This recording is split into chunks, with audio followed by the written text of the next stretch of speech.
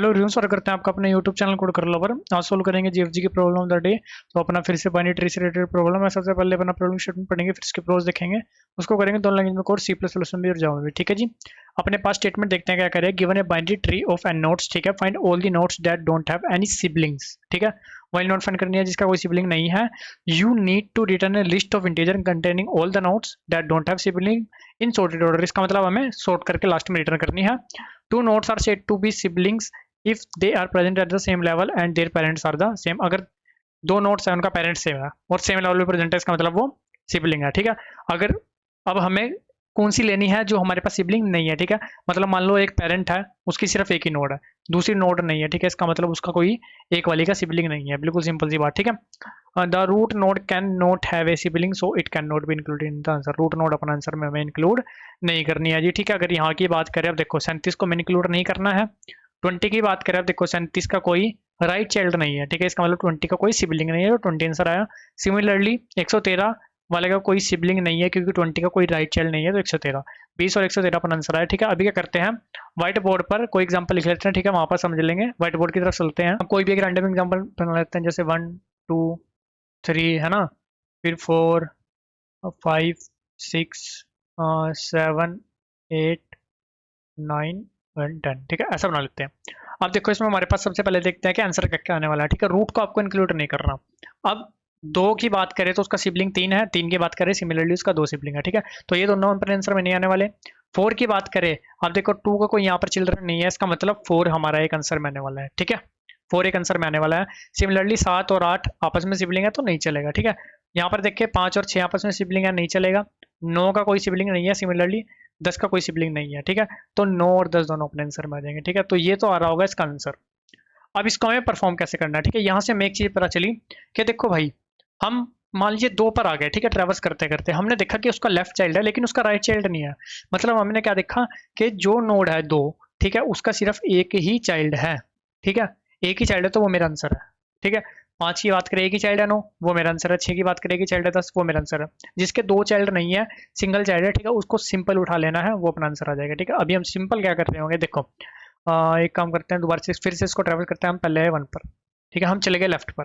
ठीक है, लेफ्ट पर जाने से पहले हम क्या देखेंगे कि हमारे पास 1 का लेफ्ट और राइट दोनों एग्जिस्ट करते हैं या कोई एक एग्जिस्ट करता है। यहाँ पर हम देखेंगे कि लेफ्ट और राइट दोनों एग्जिस्ट करते हैं। इसका मतलब 1 का जो लेफ्ट और राइट है वो मेरे पास आंसर नहीं आने वाला। ठीक है, ना 2 ना 3, क्योंकि दोनों एक दूसरे के सिबलिंग हो जाएंगे। चलो जी, 2 से 2 का अब हम देखेंगे क्या लेफ्ट और राइट दोनों एग्जिस्ट करते हैं, या लेफ्ट तो एग्जिस्ट करता है लेकिन राइट एग्जिस्ट नहीं करता। इसका मतलब जो एग्जिस्ट करता है, हमारे पास 4 एग्जिस्ट करता है तो 4 को आंसर में ले लो। बिल्कुल सिंपल। 4 पर आए, 4 का क्या लेफ्ट और राइट दोनों एग्जिस्ट करते हैं, दोनों एग्जिस्ट करते हैं भाई, इसका मतलब आंसर नहीं आने वाला। चलो ठीक है, 4 के लेफ्ट पर आए। 7 का लेफ्ट और राइट ये तो दोनों ही एग्जिस्ट नहीं करते। ठीक है, तो बात ही खत्म हुई। सिमिलरली 8 का लेफ्ट और राइट दोनों ही एग्जिस्ट नहीं करते, बात खत्म हुई। ठीक है, लेफ्ट पोर्शन खत्म, राइट पर आए।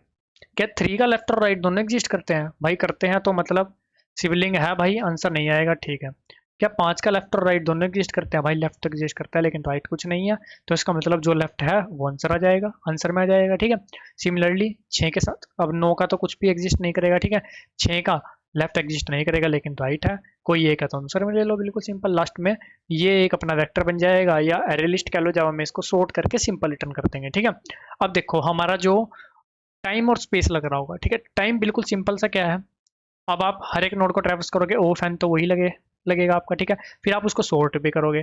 अब कितनी नोड आ सकती है आपके पास। ठीक है, अब देखो आपके पास कुछ ऐसा भी ट्री हो सकता है ना, 1 को छोड़ दो, 2 3 4 5, ऐसा भी तो हो सकता है। 2 3 4 5 जितनी नोड नीचे लगाते चलोगे वो सारी आंसर में आती चलेगी। ठीक है, ऐसे यहाँ पर लगा लो, जितनी नोड यहाँ पर लगाते चलोगे। ठीक है, इन 2 को छोड़ दो, बस इन 2 को छोड़ दो, बाकी ये सारी जितनी भी नोड लगाओगे सारी आंसर में आती चलेगी। ठीक है, तो अपना जो टाइम लग रहा होगा, ठीक है, वो अप्रोक्सीमेट ऐसा हो सकता है, मैक्स टू मैक्स अपने पास एन नोड्स हो, अप्रोक्सीमेट। ठीक है, तो अपना जो टाइम लगेगा वो उसको सॉर्ट करने में ऑफ एन लॉग एन लग जाएगा। ठीक है, स्पेस की बात करिए हो जाएगा अपना टाइम। ठीक है, इसको हटाओ एरो को। स्पेस की बात करें, स्पेस अपना क्या लग रहा होगा, अब उन एन को हम किसी वेक्टर में भी स्टोर कर लेंगे तो ऑफ एन। ठीक है, इन्होंने हाइट ऑफ द ट्री कहा हुआ है। ठीक है, इन्होंने उस बेस से कहा होगा कि मतलब रिकर्सिव स्टैक स्पेस को इन्होंने कंसीडर किया होगा। ठीक है, लेकिन अगर हम ओवरऑल नोड्स देखें तो ऐसा हमारा ट्री एग्जिस्ट कर सकता है कि मैक्सिमम मतलब अब सिमिलर टू अपना जो एन है उतनी अपनी नोड आ जाए। ठीक है, उसके करीब, मतलब 2 4 छोड़ दो, एक रूट तो अपने को वैसे भी छोड़नी पड़ेगी, ठीक है। तो इसलिए जो स्पेस है वो भी अपना ऑफ एन ही लगेगा, ठीक है। अभी चलते हैं, करते हैं इसको अपना सी प्लस प्लस और जावा में कोड, ठीक है। ये वाला अपना पोर्शन खोल के रखते हैं, अभी चलते हैं कोड की तरफ। अब देखो जी, सबसे पहले तो हमें एक वेक्टर ऑफ इंट बनाना है ना, जो हम फाइनली रिटर्न करेंगे ना, ठीक है। उसको सॉर्ट भी करेंगे, ठीक है। Answer dot and. अब देखो, अगर कोई नोड ऐसी एग्जिस्ट करती ही नहीं कि जो हमारे आंसर में आए, मतलब आंसर हमारा नल हो, ठीक है, खाली हो बिल्कुल, तो हमें क्या करना है, देखो, अगर हमारे पास ऐसा होना कि आंसर का साइज 0, ठीक है, इसका मतलब कोई एलिमेंट ही नहीं है, तो हमें सिंपल -1 रिटर्न करना है, ठीक है, जो कि इन्होंने अपने को कहा हुआ है, ठीक है। टेस्ट केस में वो सबमिट कर रहा था, मैंने रॉन्ग सबमिट हुआ था, तो पता चला था कि -1 है, ठीक है। नीचे दे रखा होगा कि अब तक कहीं ध्यान ना दिया हो, और वरना तो आंसर ही रिटर्न कर देंगे, ठीक है। अब देखो, उससे पहले सॉर्ट करने से पहले हमें इसके अंदर कुछ पुट भी करना पड़ेगा, है ना। पुट करने के लिए हम क्या करेंगे, हेल्प फंक्शन बनाएंगे, ठीक है। उसके अंदर पहले अपना नोड पास करेंगे, फिर आंसर, ठीक है। दोनों चीज़ें अपनी पास हुई, यहाँ पर आएंगे, उस हेल्प फंक्शन को फॉर्म करेंगे, ठीक है। एक तो अपने पास आएगी रूट, एक अपने पास आएगा वेक्टर ऑफ इंट, ठीक है, answer. If not root return, अगर नल आ जाती है तो रिटर्न कर जाओ, ठीक है। अब देखो, अब यहाँ पर हमें वो वाले आंसर में लेने हैं, ठीक है। जैसे किसी भी आप पर्टिकुलर नोड पर हो, ठीक है, वहीं पर जाते हैं, किसी भी आप पर्टिकुलर नोड पर हो, 1 पर हो, ठीक है। आपको इसका लेफ्ट और राइट दोनों देखने हैं, अगर दोनों में से कोई एक एग्जिस्ट नहीं करता, ठीक है, तो हमें प्रोसेसिंग करनी है, ठीक है।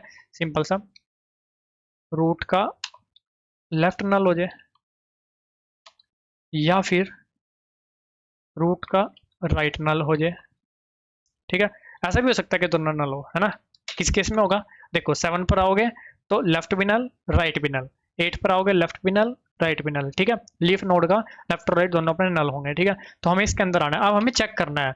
अब देखो, हमें सिंपल पता है इसके अंदर हम कब आएंगे, जब एटलीस्ट 1 नल होगा, कोई एक तो नल होगा, ठीक है। इसका मतलब हो सकता है दोनों नल हो, हमारा कुछ आंसर भी ना आए, लेकिन ऐसा भी हो सकता है कोई एक, या तो लेफ्ट या राइट हमारा आंसर हो, ठीक है। हमें कैसे पता लगाना है कौन सा हमारा आंसर है, ठीक है। रूट का लेफ्ट, अगर रूट का लेफ्ट एग्जिस्ट करता है, ठीक है, ROOT आएगा यहाँ पर, इसका मतलब वो नल नहीं है, राइट वाला नल है, ठीक है। तो हमें सिंपल क्या करना है, आंसर में पुश बैक क्या कर देना है, रूट के लेफ्ट का डाटा, ठीक है। सेम काम किसके लिए करना है, ऐसा हो सकता है कि लेफ्ट वाला नल हो, ठीक है, राइट वाला में कुछ डाटा पड़ा हो, सेम काम राइट के लिए। अगर दोनों ही नल होंगे तो ये दोनों इफ चलेंगे ही नहीं, अपना आंसर में कुछ ऐड ही नहीं होगा, ठीक है। फिर सिंपल नीचे तो हमें क्या करना है, सिंपल ट्रैवर्स करने वाला काम करना है, ठीक है। उससे फालतू करना, नीचे तो हमें दिमाग लगाना ही नहीं है, ठीक है।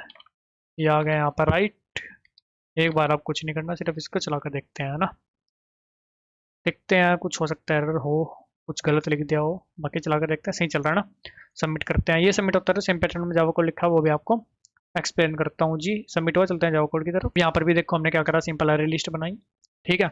हेल्प फंक्शन कॉल करा, हेल्प फंक्शन में आ गया अरे लिस्ट को लेके, रूट नल होती है तो सिंपल रिटर्न करके, कोई एक लेफ्ट या राइट में से नल होता है, या दोनों हो तो इस वाले इफ के अंदर चले जाएंगे, ठीक है। उसके अंदर जो नल नहीं है, अगर लेफ्ट नल, पहले ओके करते हैं इसको, अगर लेफ्ट नल नहीं है तो लेफ्ट वाला पुट कर दिया, राइट नल नहीं है तो राइट वाला पुट कर दिया, लेफ्ट और राइट मूव करके, ठीक है, कलेक्शन का यूज करके अपना जो भी एरे लिस्ट है उसको अपना सॉर्ट कर लिया।